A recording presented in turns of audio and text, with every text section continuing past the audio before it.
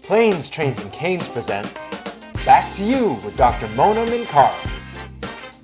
Welcome to Back to You, where we interview friends and fans of Planes, Trains, and Canes. Hello! We're here with Back to You with David Brown. He is the Chief Advancement Officer of the Massachusetts Association for the Blind of the Visually Impaired. David, how are you doing today? I am doing outstanding. How are you doing, Dr. Mona Minkara? Oh, I'm doing great. I'm here talking about Planes, Trains, and Canes. I mean, it can't get any better. My first question for you, as somebody who is I would say a fan and a supporter of the show, how did you find out about it? So first of all, I'm a fan. I love the way that you draw everybody into the situation that you're in. So I'm a fan because I heard about it through the Home and Prize. You know, I've been working at a blindness organization for about 5 years. I have been following the Home and Prize. I'm really in awe of what the Lighthouse does in San Francisco and how they've really created a unique platform. And so I saw that you won. And so I had to check out what this was all about. And I've been hooked ever since. So, you know, if you don't mind me saying, you're a sighted individual, right? Yeah, for now. So for now, I like that. Did you feel a connection with the show? Even though the show, you know, I'm walking around as a blind individual, doing my traveling thing. Did you feel a connection with it? Oh my God, how can you not? I mean, anybody who has stepped foot on an airplane, they are stepping foot and sitting down right next to you. Everybody has had a challenge for traveling, whether it is interpretation challenges, is it you have no idea where you're going, or you've encountered some customer support people that are not treating you in a respectful way. So the way that you travel and that you maneuver, we know that you're blind, but the one thing that you have in common with everybody is you are a human being who is traveling, and we've all been there. Are there specific moments you connected with? You know, I connected first of all with Tokyo. I mean, how impressive. That was just, I'd heard about how accessible the travel was, but just through a very organic way. And the way that you were greeted, but just treated with respect, and how at every kind of step of the way, there was a new adventure that was specifically geared for all travelers, not just travelers who were visually impaired or blind, but just that was impressive from the get-go. I was shocked, not surprised by the way that you were treated in London. Yeah. Disappointed, but not surprised. I loved how in the communities where I thought that I've never traveled, that I thought would be particularly challenging. They did it right, So yeah, it was interesting. It was interesting for me too. Yeah. So yeah, Turkey I was fascinated by. I just love the free spirit nature of the program, and it's fun, and you end up learning something that you didn't know. So what are some of the things you learned? Other than like the cool, I mean, Tokyo, the technology in Tokyo is like phenomenal. But you know what? It is phenomenal, but it's not unusual. And why can't we all do that? Why can't, when something is designed, that individuals who are part of the designing process think about everybody? We talk about inclusive design. It's not that difficult, and it makes a world of difference because it benefits everybody. What was your question?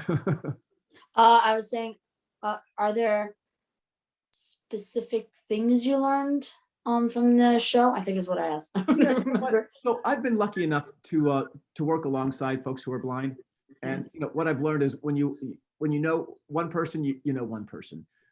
What I am always impressed by is I'm not going to say the spirit of adventure, but the spirit of no boundaries, and the spirit of limitless. You are stepping on like that. and you are not, where you're going, but you're not knowing where you're going. And I think that what's great about what I learn is for myself personally, we all hate to be uncomfortable. And what your program is teaching me is that being uncomfortable is okay. And by being uncomfortable, you encourage others around you to also be uncomfortable in their own lives. And you are allowing and you're opening up the opportunity for people to experience new new things, new places, but more importantly, experience new aspects of themselves. You know, it's amazing. Like this show, I like that you use the word limitless, because I think that was a shift, a mental shift that this project also forced me to confront, right? Like, yeah, it is limitless. The options, opportunities, the possibilities are limitless, but it was like a state of mind. I remember going to Johannesburg and knowing that I had a transit in Atlanta, and I had never, ever ventured to do that transit, like a transit in Atlanta on my own. I've always asked for help. It's always been like the comfort zone, right? But I was like, no, like I'm trying to do this show now. Like I'm going to push my limits, so to speak. And it was awesome. Like I actually did it.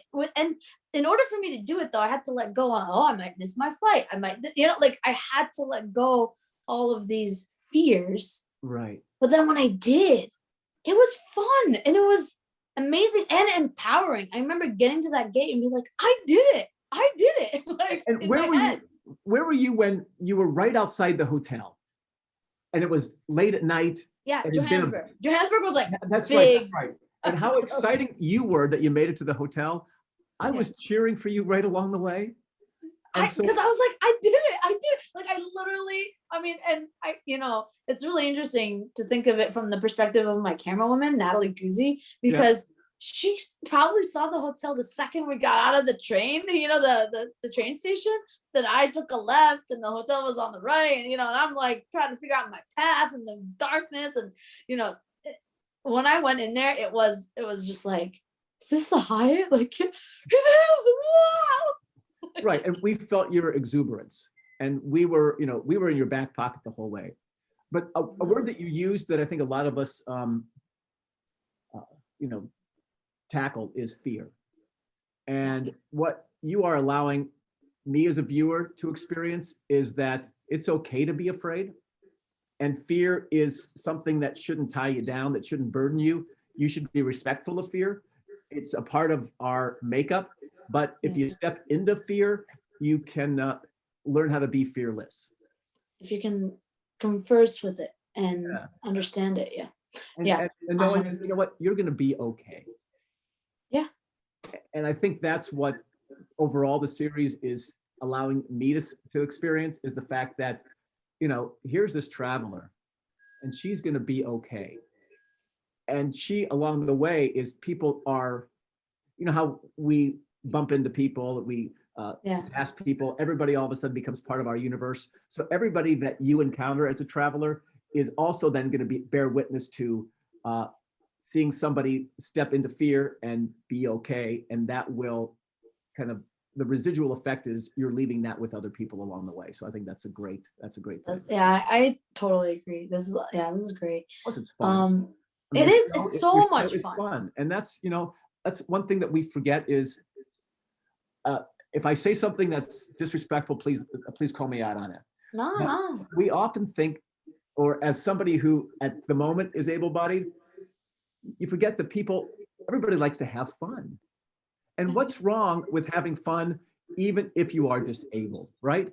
So you want to have fun, you want to go out, you want to experience life. Why should you not do it? Why should you be limited to do something that we all get to do?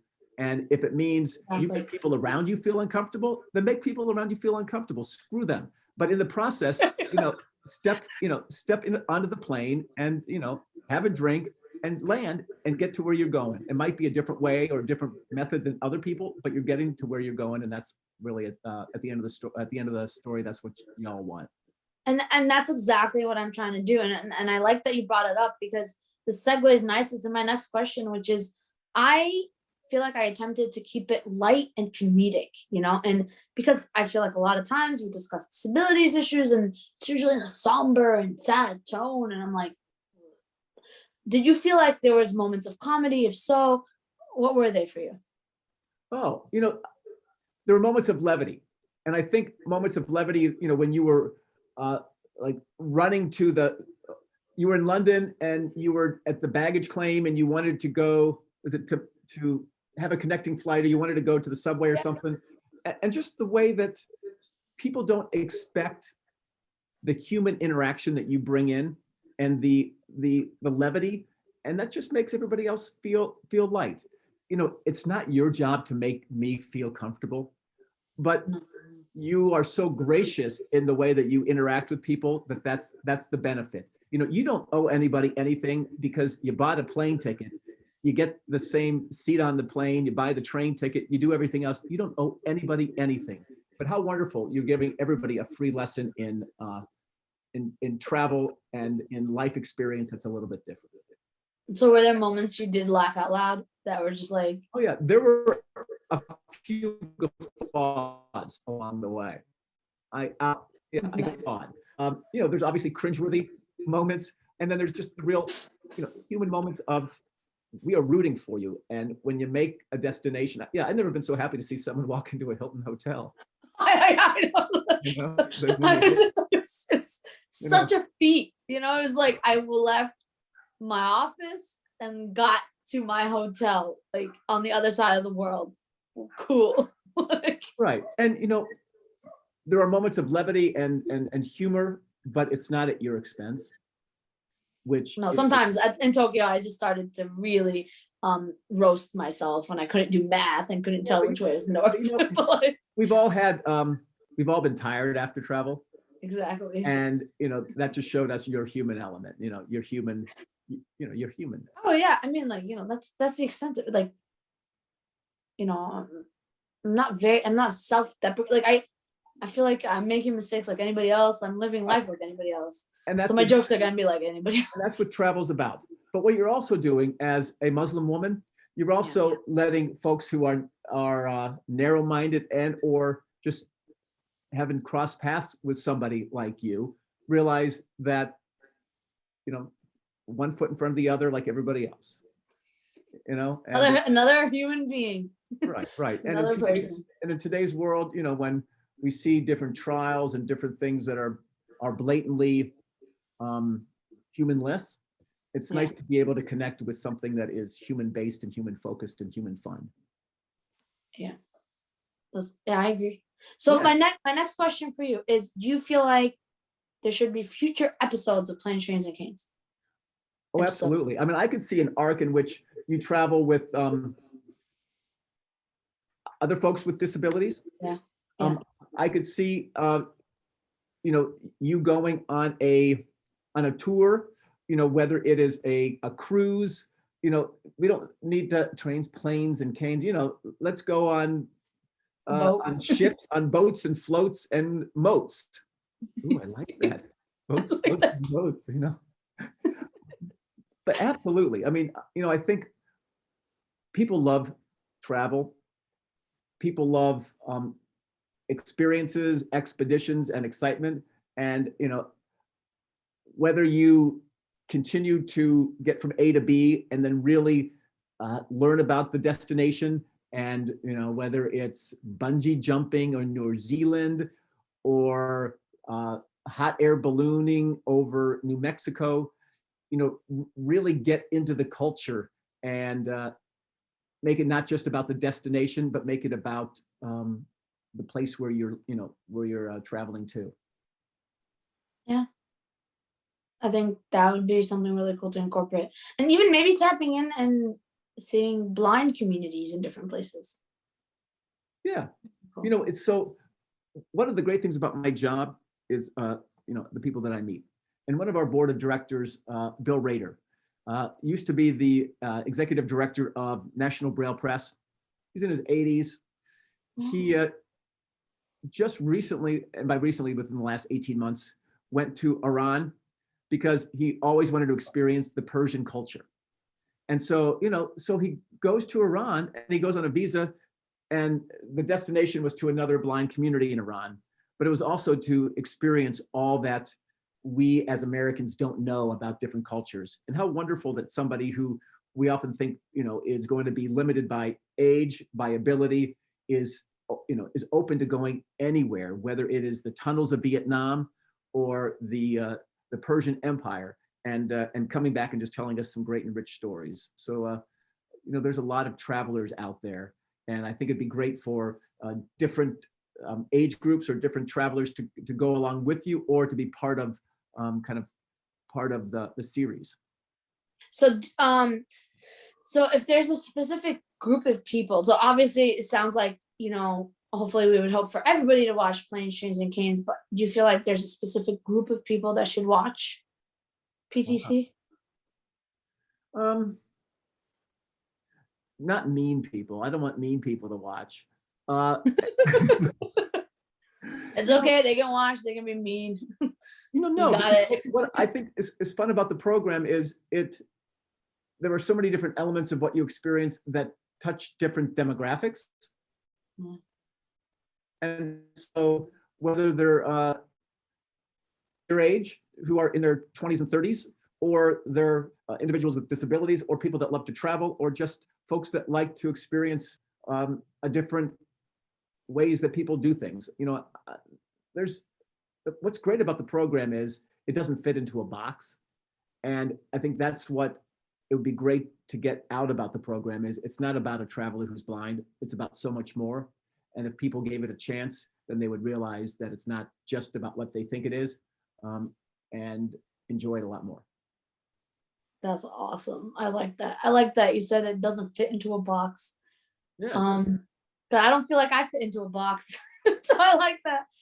But this was Back to You with David Brown, where we interview fans and supporters of Planes, Trains, and Canes. I hope you enjoyed. David, thank you so much for being here. Thank you, Dr. Mona Mankara, any day. Do you want to be on Planes, Trains, and Canes? Send us an email at planestrainsandcanes@gmail.com. Make sure you subscribe to our YouTube channel, Planes, Trains, and Canes. You can follow us on TikTok, Twitter, Facebook, and Instagram. And stay tuned for more episodes of Back to You.